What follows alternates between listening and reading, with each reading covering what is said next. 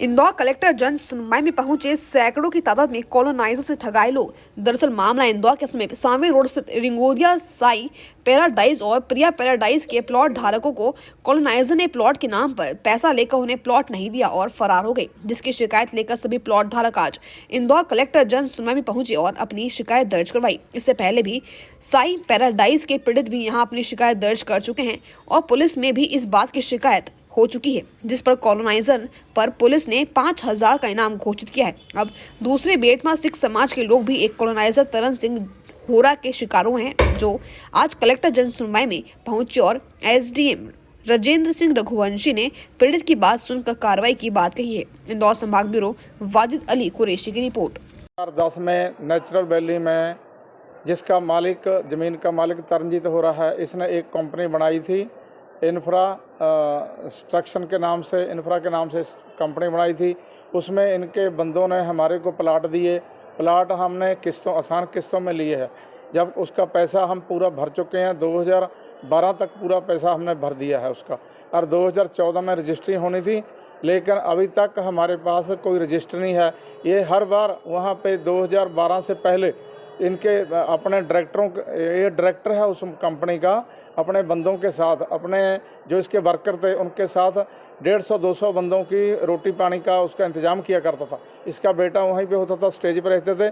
हम लोगों ने विश्वास में आकर कि चलो हमारे बंदे हैं, हम उस कंपनी में पैसे पूरे भर दिए। कंपनी ने हमारे को एनओसी भी दे दी है, पर लेकिन आज तक हमारी रजिस्ट्री नहीं कराई है। जब हम इनको बोलते हैं, ये यही बात बोलते हैं कि वो भाग गई, कंपनी भाग गई, जबकि कंपनी भी नहीं किया, डायरेक्टर भी हुई है, ज़मीन का मालिक भी हुई है।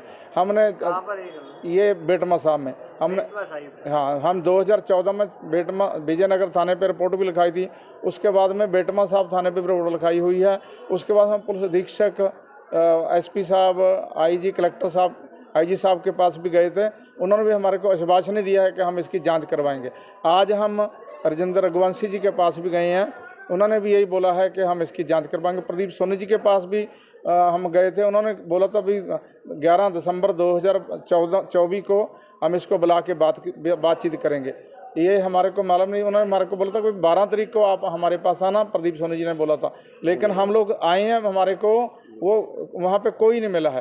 कितने लोग हैं आपके अलावा और कितने लोग हैं जो प्रभावित हैं इस चीज़ से? ये 400-500 बंदा है जो प्रभावित हैं। एक दो उसमें कुछ बंदे तो भगवान को प्यारे हो गए, ऊपर चले गए हैं, उनको डेथ हो चुकी है। क्या चाहते हैं आप? हम चाहते हैं कि देखो, जो हमारा हमने पैसे दे चुके, हमारे पास एनओसी है, हमारी रजिस्ट्री करा दी जाए, नहीं तो हमारे पैसे वापस किए जाएँ, ब्याज समेत हमारे पैसे वापस करें या रजिस्ट्री करवाएं हमारी।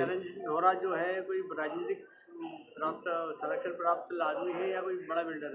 हाँ, ये बड़ा बिल्डर है, प्रतिष्ठित बंदा है।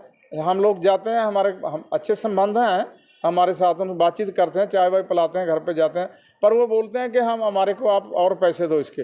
हम पैसे कैसे दें जबकि हमारे पास एनओसी है। आज क्या?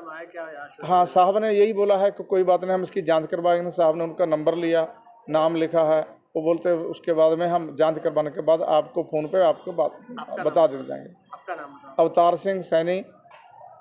जो आज प्रकरण आए उनको लेकर किस तरह का निराकरण किया गया है? जन सुनवाई में बहुत अलग अलग प्रकार के आवेदन पत्र प्राप्त हुए हैं, जिसमें किसी की शिकायत सीमांकन के संबंधित तो किसी की कब्जे के संबंध में। कई ऐसे लोग भी आए जिनको कि कॉलोनाइजर ने प्लाट बुक करा लिए, पैसे ले लिए, उनको आज तक प्लाट आवंटित नहीं किए। तो इस टाइप की शिकायतें आज जन सुनवाई में प्राप्त हुई है, जिन्हें हमने संबंधित एसडीओ, तहसीलदार को इसमें जांच कर कार्रवाई के लिए भेजा गया है। बेटमा की कोई कॉलोनी का भी आया? हाँ, बेटमा की कॉलोनी का आवेदन पत्र प्राप्त हुआ है, अवतार सिंह जी की ओर से प्राप्त किया गया है। इसमें उनका ये कहना था कि जो कॉलोनाइजर है उसके द्वारा कॉलोनी 2014 में काटी गई थी और 2014 में उनसे कुछ नगद राशि भी प्राप्त कर ली गई है, किंतु आज दिनांक तक उनको प्लाट आवंटित नहीं किया गया है।